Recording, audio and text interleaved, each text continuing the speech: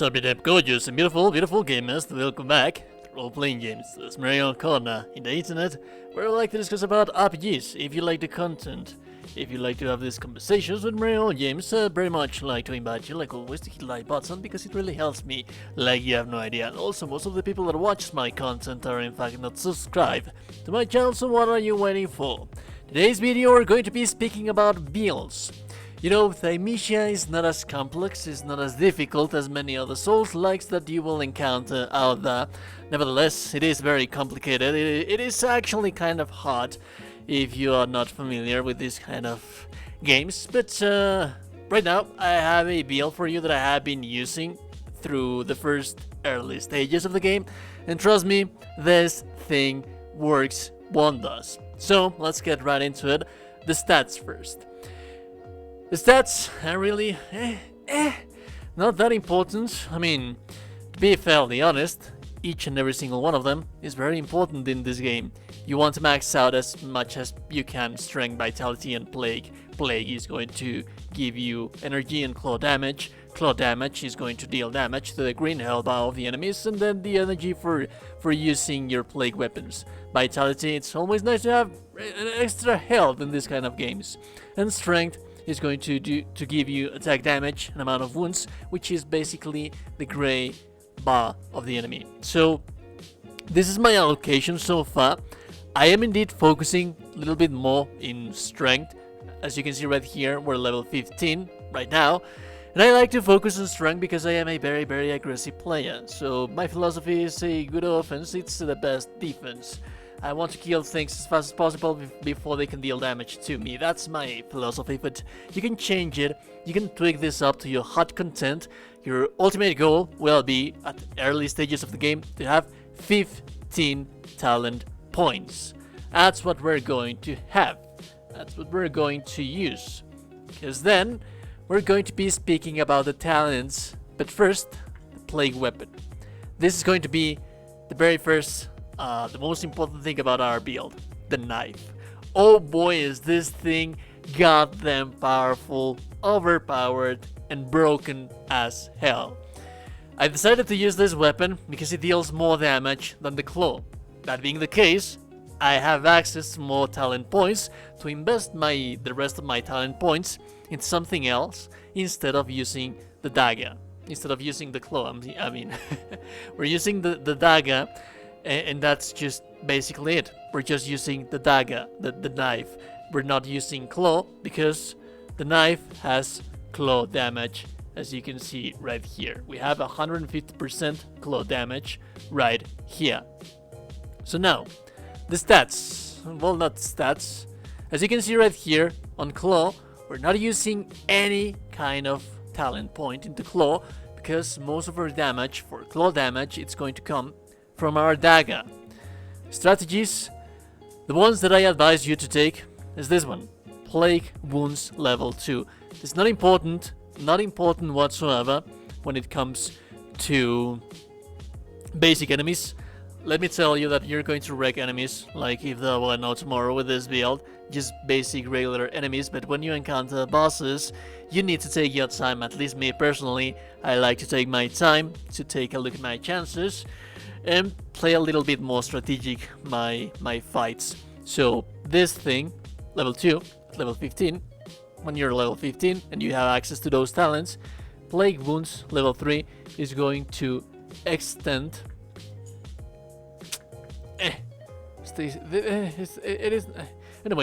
extends the time taken before enemy wounds start healing and reduces the healing rate. So basically, enemies heal in this game if you don't deal damage to them, if you don't deal the amount of claw damage and amount of wounds damage. You basically have to be on their toes, in front of them, on their faces, attacking and attacking and attacking. And if you want to have more time to think about yourself, your attacks, then this is a must. Now, the most important talents that you're going to choose for this kind of build, it's going to be execution. Healing execution is going to, well, after performing an execution, some health and energy will be restored based on the level of the enemy. So basically it's free health. Whenever you execute an enemy, you're going to have free health back. Momentum. This is just for momentum. Keep being aggressive while you explore the world. Execute enemies. Keep getting your health back, and you won't actually have to worry too much about healing because of this. This is one of the must takes that I advise you. And remember that we are not using our claw. Claw executions are going to give you weapons from the enemies, but trust me, we're only going to be using our knife with this build. We're an assassin, we're the silent assassin. And then healing execution level 2 is going to increase the amount of energy restored, because we also restore energy with executions. That is going to allow us to keep using our knife as much as possible. Sharp weapon level 2. Increase saber attack damage even more. Increase saber attack damage. That's just regular damage for the gray health bar of the enemies. Since we deal so much damage with our dagger, naturally in our basic combos for our basic regular attacks, we want to deplete them as much as possible, because trust me, using the knife on enemies with this kind of build and you deplete their entire gray health bar, just one usage of the knife is going to kill the enemies, as you're able to see in the footage that I show you around here and on the build. Energized weapon level 1 and level 2, it's going to give you energy back every time you hit an enemy. You don't have to execute them, you don't have to do anything, you just have to deal damage to them. You're going to get energy back, which is going to allow you to keep spamming the dagger. Also, the dagger, the knife, it has a 1 second cooldown, so you can spam it at your heart's content. You don't have to worry about waiting for your plague weapon to be back. Deflect, I like to take either these two ones. Reckless Deflect level 2 is going to increase the time that you have for deflecting. Since you have, I don't see this thing as rewarding the increased damage, the damage that you deal to the gray health bar of the enemy, because we already have sharp weapons.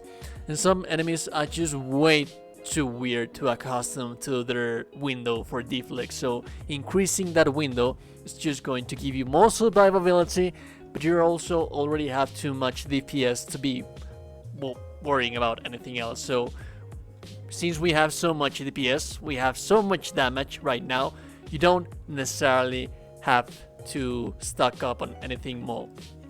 Dodge.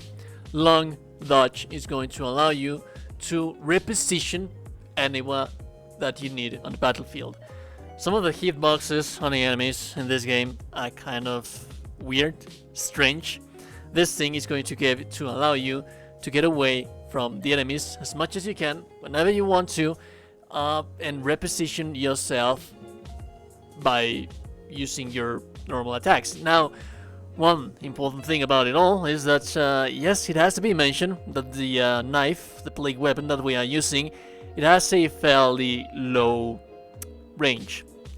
Or there is that. So we're compensating that low range that we have. Let's imagine an enemy gets away from you. There are nimble enemies in here. Not all of them are just that nimble, but sometimes they will attack you and then get away from you. Or maybe you are going to attack and get away. To get back on the action, to spam your knife, this thing is going to help like you have no idea. We don't have feathers, we don't have claw and strategies, we only have plague wounds. We don't have the extra plague weapon because we're only using knife with this build. We're an assassin, we're using knives.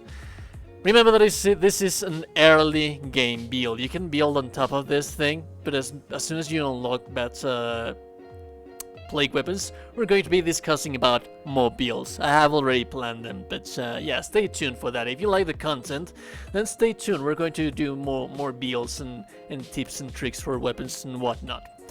Remember that no one has told you today that you're a gorgeous and beautiful person. You are indeed a gorgeous and beautiful person. Have a beautiful day, and remember to subscribe to the channel before you close the door.